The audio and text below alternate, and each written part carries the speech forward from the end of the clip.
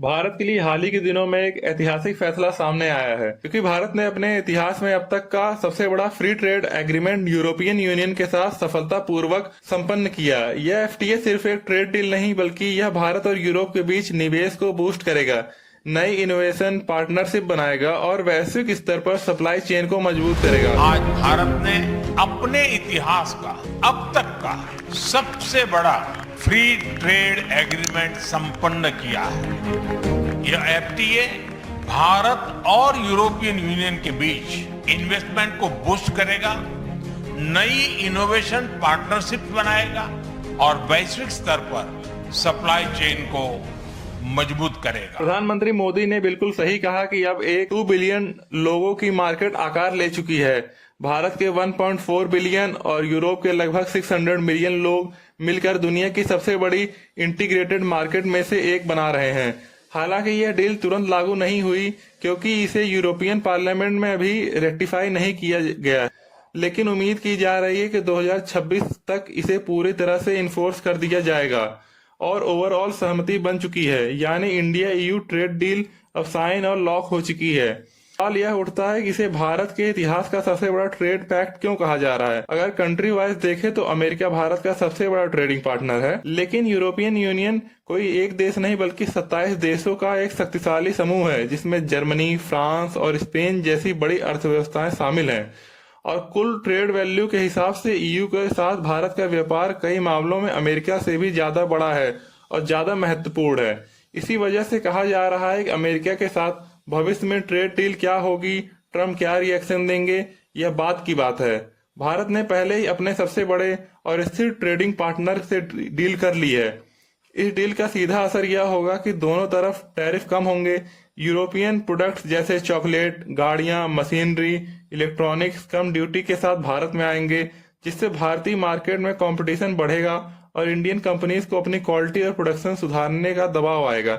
वहीं दूसरी तरफ भारतीय प्रोडक्ट को यूरोपियन यूनियन में लो टैरिफ या जीरो टैरिफ एक्सेस मिलेगा। उदाहरण के तौर पर मशीनरी और इलेक्ट्रॉनिक्स इक्विपमेंट पर जो टैरिफ पहले 44% तक थे, वे लगभग जीरो ही रह जाएंगे। एयरक्राफ्ट और स्पेसक्राफ्ट कंपोनेंट पर भी लगभग जीरो टैरिफ होगा और मेडिकल, ऑप्टिक्स व सर्जिकल इक्विपमेंट के करीब 90% प्रोडक्ट्स पर टैरिफ 27% से घटकर जीरो हो जाएगा। यानी जो चीजें पहले 127 रुपए में बिकती थी, अब वह मात्र 100 रुपए में बिकेंगी। यूरोप को इसका बड़ा फायदा वाइन में मिलेगा, जहां भारत में पहले 150% तक टैरिफ लगता था, जिसे भविष्य में घटाकर 20 से 30% कर दिया जाएगा। साथ ही beer, olive oil, vegetable oil, fruit juice product, processed food, bread, pastry, biscuit, pasta, chocolate और पेट फूड जैसे प्रोडक्ट्स पर या तो टैरिफ हटा दिए जाएंगे या काफी कम कर दिए जाएंगे। यह एक बेहद अहम पहलू है इस ट्रेड डील का। सबसे बड़ा इनडायरेक्ट नुकसान बांग्लादेश को हो सकता है, क्योंकि उसका सबसे बड़ा एक्सपोर्ट टेक्सटाइल है। जो भारत से यूज जाने वाले टेक्सटाइल पर 12% टैरिफ लगता था, वह अब जीरो हो जाएगा, जिससे तमिलनाडु, गुजरात, महाराष्ट्र, राजस्थान, उत्तर प्रदेश, बिहार और पश्चिम बंगाल जैसे भारतीय टेक्सटाइल हब्स में ऑर्डर्स की बाढ़ आने की उम्मीद है। जॉब्स बढ़ेंगी। भारतीय टेक्सटाइल यूरोप के लिए बांग्लादेश से भी सस्ता और बेहतर विकल्प बन जाएगा। इसी बीच इंटरनेशनल मीडिया की सारी नजरें डोनाल्ड ट्रंप पर हैं, क्योंकि अमेरिका ने रूस से तेल खरीदने के नाम पर भारत पर 25% टैरिफ लगाया था और अब उसी भारत के साथ यूरोपियन यूनियन ने ट्रेड डील साइन कर ली है, जिस पर अमेरिका के ट्रेजरी सेक्रेटरी स्कॉट बेसेंट जैसे अधिकारी खुलकर कह रहे हैं कि यूरोप भारत के साथ ट्रेड करके अप्रत्यक्ष रूप से अपने खिलाफ वॉर फाइनेंस कर रहा है, जिससे साफ तौर पर दिखता है कि ट्रंप प्रशासन इस फैसले से असहज है। तार्किक रूप से सवाल यह भी उठता है कि अगर यूक्रेन वॉर में सबसे ज्यादा प्रभावित यूरोप खुद भारत से ट्रेड डील कर रहा है, तो अमेरिका के पास भारत 25% टैरिफ लगाने का क्या ठोस कारण बचता है।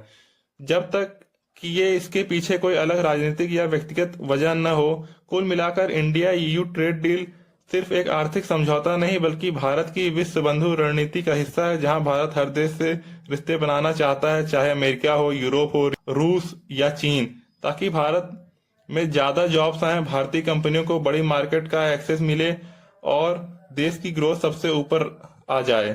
थैंक यू, धन्यवाद, जय हिंद।